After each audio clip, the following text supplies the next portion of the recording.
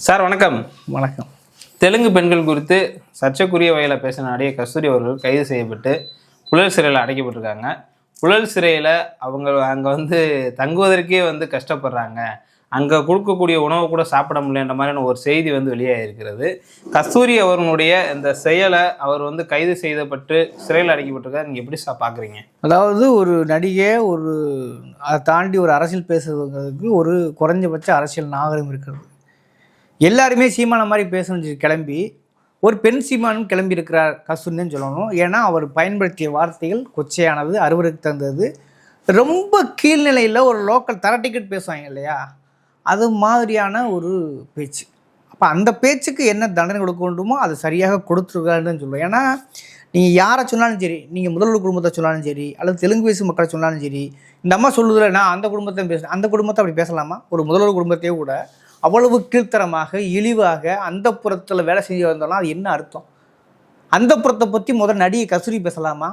அந்த புறத்தை உங்களுக்கு சம்மந்தமே இல்லையா? நான் இப்படி பேசுறது கூட நாளை சிக்கல் வரும். ஏன் அதை சொல்கிறேன்னா, அந்த புறம் என்றாலே உண்மையை உழைச்சி பேசணும்னாக்க அந்த புறத்தில் இல்லாத ஜாதிகளே கிடையாது, அந்த புறத்தில் இல்லாத மொழி பேச மக்களே கிடையாது. அந்த காலத்தில் ராஜாக்கள் காலகட்டமே ஒரு மன்னராட்சி காலகட்டம்னாலே அது ஒரு ஜனநாயகத்துக்கு விரும்பாத ஒரு கொடுங்கோல் ஆட்சி தான் பெரும்பாலும் இருந்திருக்கிறது. ஒரு சில விஷயவேரங்களும் விதிவிலக்கில் இருந்திருக்கலாம், அதில் மாற்றுக்கிறது கிடையாது. ஆனால் அந்த புறம் என்றாலே அது அராஜகம். பெண்களை ஒரு போகப் பொருளாக பயன்படுத்தக்கூடிய ஒரு ஏரியா அது. அதில் இனம், மொழி, ஜாதி எல்லாவற்றை சார்ந்த பெண்களும் அங்கே இருந்திருப்பார்கள். இது நடிகைக்கு சொல்லித்தர வேண்டிய அவசியம் அல்ல. ஆனால் அதை இழிவுபடுத்தலாமல் இப்போ சொல்லி அப்படிங்கிறத விஷயம். அது நடந்ததா நடக்கலையா, அதுக்கு ஆதாரம் இருக்கா, எதுவுமே கிடையாது. போகிற போக்கில் இழிவுபடுத்துங்கிற நோக்கத்தோட பேசின விஷயம் இருக்கு இல்லையா, அது மிக மிக கண்டிக்கத்தக்கது. அதனால் இவங்க இந்த ஃபஸ்ட் கிளாஸும் கொடுக்காம அந்த சக கைதிகளுடைய 15-20 பேருடைய கஸ்தூரி வச்சிருக்கிறது மிகச்சரியானது இல்லை. அவங்க ஒரு சமூகத்தில் ஒரு மதிக்கப்பட்ட ஆளாக இருக்காங்க. சமூகத்தில் அதுதான் சொல்கிறேன், சமூகத்தில் மதிக்கப்பட்ட ஆள் எப்படி பேசணும் இருக்கு இல்லையா, சமூகத்தில் மற்றவங்கள மதிக்க மாதிரி பேசணும்ல. தர டிக்கெட் மாதிரி பேசணுன்னாக்க, லோக்கலில் கொலையாடி சண்டையில் பேசுகிற மாதிரி பேசணுன்னாக்க அது என்ன அர்த்தம்? அப்போ அது ஒரு பெண்ணாக இருந்து கொண்டு அதுதான் சொல்கிறேன், இது ஒரு ஆபாச பேச்சாளராக இருக்காங்க. நடிகை கஸ்தூரிங்கிறத தாண்டி ஆபாச பேச்சாளர் கஸ்தூரிங்கிறதான் சரி. அந்த ஆபாச பேச்சாளர் கஸ்தூரிக்கு இந்த மாதிரி தண்டனை கொடுத்தது சரி. அது மட்டும் இல்லாமல் அதுக்கப்புறம் அங்கே மன்னிப்பு கேட்குறாங்க, மாத்திட்டு போய் மன்னிப்பு கேட்குறாங்க. நான் அந்த மன்னிப்பு கேட்டல, நீ விட வேண்டியதானே, நீ மன்னிப்பு கேட்டல விட வேண்டியதானே சொல்கிறீல்ல.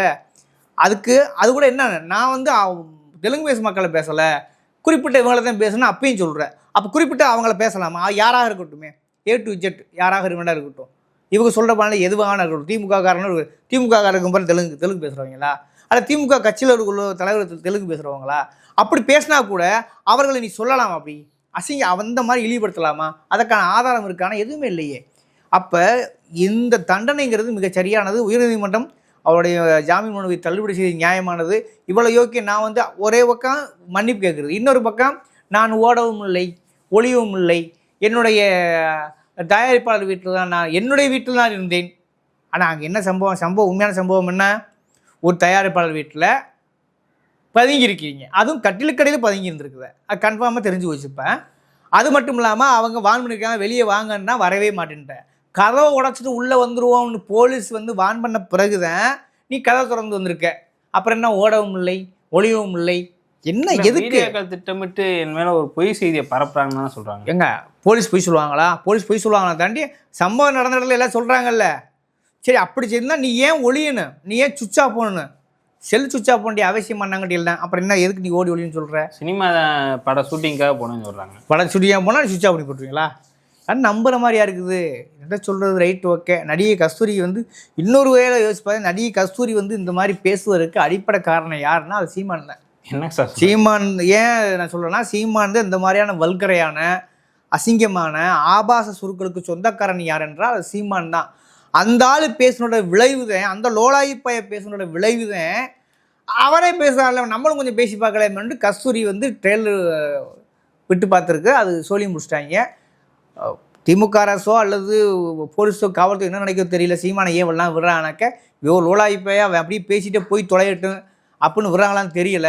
ஆனால் அதே மாதிரி பெண் சீமானாக அவதாரம் எடுத்த கஸ்தூரிக்கு சரியான ஆப்பைத்தான் அடித்திருக்கிறது காவல்துறை. அது எந்த ஒரு மாற்று கருத்தும் இல்லை.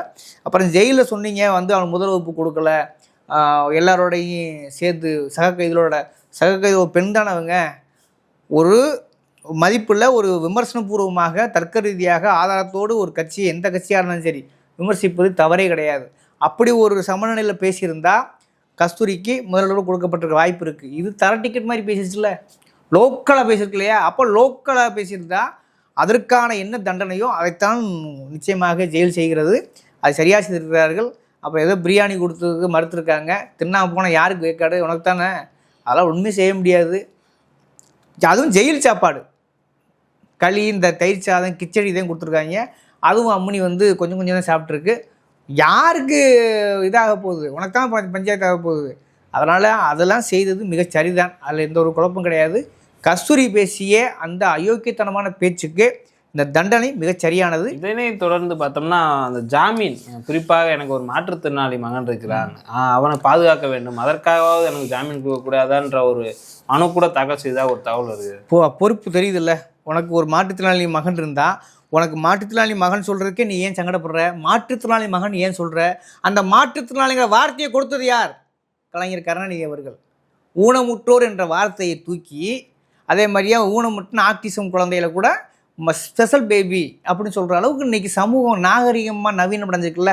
அந்த மாற்றுத்திறனாளி சொல்லுக்கு சொந்தக்காரர் யார்? கலைஞர் தானே. நீ அந்த கலைஞர் குடும்பத்தையும் ரொம்ப இழிவாக பேசுகிறது மனச்சாட்சிப்படி சொல்லு. அது நியாயமா? அது யாராவது எந்த சமூக பொறுப்புள்ள அரசியல்வாதம் ஏற்றுக்கொள்வார்களா, அல்லது வெகுஜன மக்கள் தான் ஏற்றுக்கொள்வார்களா? அப்போ மாற்றுத்திறனாளி பையனை நீ வச்சுருந்தா நீ எவ்வளவு நாகரிகமாக பேசியிருக்கணும். மாற்றுத்திறனாளி என்ற ஊனமுற்றோர் என்ற சொல்லு கூட கூடாது, அவங்கள மனம் காயப்படும் என்கிற ஆங்கில தான் கலைஞர் அவர்கள் ஊனமுற்றோர்கள் என்று அறிவிக்காமல் அவர்களை மாற்றுத்திறனாளி என்று அறிவித்தார்.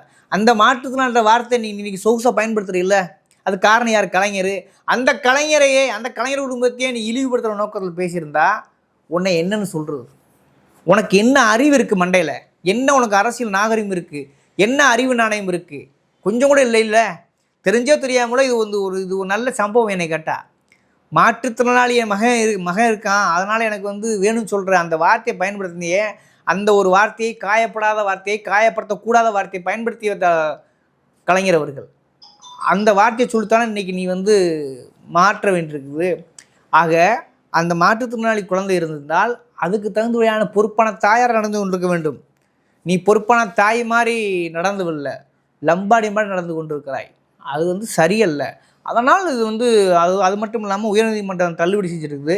அதை வந்து எழும்பூர் நீதிமன்றமும் அவங்க தள்ளுபடி பண்ணிட்டாங்க. நான் ஒன்றும் பண்ண முடியாதுமான்னு சொல்லி 29ஆம் தேதி வரையும் ஜெயில் அடைச்சிருக்காங்க. ஜெயில் அடைச்ச சரி, என்னை கேட்டால் இன்னொரு 15 நாளைக்கு எக்ஸ்ட்ரா போட்டு ஜெயில்னா என்ன, ஜெயில் சோறுனா என்ன அப்படிங்கிறத அநாகரிகமாக பேசுனா, கேவலமாக பேசுனா, இன்னொரு சமூகத்தை இழிவுபடுத்தி பேசுனா என்ன ஆகுங்கிறதுக்கான தண்டனையாக, படிப்பினையாக கண்டிப்பாக கஸ்தூரி அனுபவிப்பது நல்லது.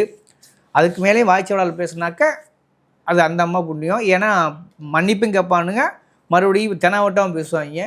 இதுதான் இந்த சாவர்கர், குறிப்பாக பார்ப்பன பரம்பரையுடைய புத்தியாக இருக்கிறது.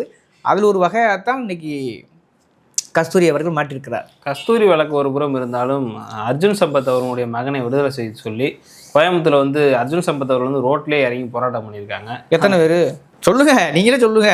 போராட்டம் என்பது எண்ணிக்கை முக்கியம் இல்லைல்ல. அதுதான் எண்ணிக்கை முக்கியம் இல்லை. அப்போ என்ன மண்ணாங்கட்டிக்கு நீ ரோட்டுக்கு வர்ற? உனக்குன்னு 10 பேராக வந்தால் தான் ரோட்டுக்கு வரணும். இவ்வளவுக்கு நீ பிஜேபி ஆதரித்து பார்ப்பனர்களுக்கு முட்டு கொடுத்து இந்த கஸ்தூரி சிக்கனுக்காரன் கூட அர்ஜுன் சம்பத்தேன். என்னை கேட்டால் இந்த கஸ்தூரி கதற இன்னைக்கு வந்து ஜெயிலுக்கு கதறதுக்கு காரணமே இந்த அர்ஜுன் சம்பத்தேன். அர்ஜுன் சம்பத்து கூலிக்கு மாரடிக்கிற ஒரு நாய், நான் அப்படி தான் சொல்ல விரும்புகிறேன். ஏன்னா அவர்களுக்கெல்லாம் அவளுக்கு மதிப்பு கொடுக்க வேண்டிய விஷயம் இல்லை. ஏனென்றால் அவர்கள் எல்லாருமே இழிவாக தான் பேசுகிறார்கள். சீமான், இந்த அர்ஜுன் சம்பத்து, கஸ்தூரி, இந்த வகைராக்கள் பூராமே இழிவாக பேசுவது, அரசியல் நாகரிகம் விட்டு பேசுவதுதான் பேசி கொண்டிருக்கிறார்கள். ஆக அர்ஜுன் சம்பத்துக்கு வந்து 10 பேர் கூட பாதுகாப்பு இல்லாத, ரோட்டுக்கு வர துப்பு இல்லாத அர்ஜுன் சம்பத்தெல்லாம் எலும்புக்கு வாலாற்றோடு நிறுத்திக்கிறணும். வாய்ச்சவடால் அதிகமாக போயிட்டு பேசக்கூடாது. அதுக்கு தனக்கு ஒரு வாரிசை வேறு உருவாக்கிட்டே இருப்பேன். அது வந்து அதை விட லூஸ் மாதிரி பேசிகிட்டு இருக்குது. லூசு பத்த மகன் லூசாத்தான் இருப்பாங்கிறதுக்கான உதாரணம் தான் இந்த விஷயம். அப்போ அர்ஜுன் சம்பத்து வந்து மாட்டினது சரி. இதில் இல்லை உச்சபட்சமான காமெடி என்னென்னா, அதில் 10 பேர்த்துலேயுமே ஒரு 2-3 பேர் வந்து பார்த்தீங்கன்னாக்கா ஏதோ சொல்லி என்னன்னே தெரியாமல் கூட்டியாந்துருக்காரு.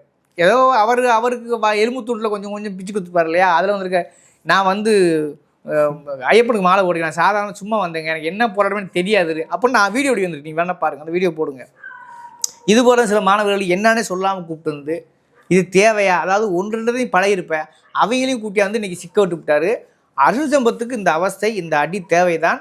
ஏனென்றால் இப்படியான அரசியல்வாதிகளுக்கு தமிழ்நாட்டு அரசியல் சூழலுக்கு நல்லதல்ல. அந்த அடிப்படையில் அர்ஜுன் சம்பத்து மகனை என்ன அர்ஜுன் சம்பத்தியை தூக்கி போட்டு நொங்கெடுக்க வேண்டும் என்பதுதான் எனது வேண்டுகோள். நன்றி சார். நன்றி.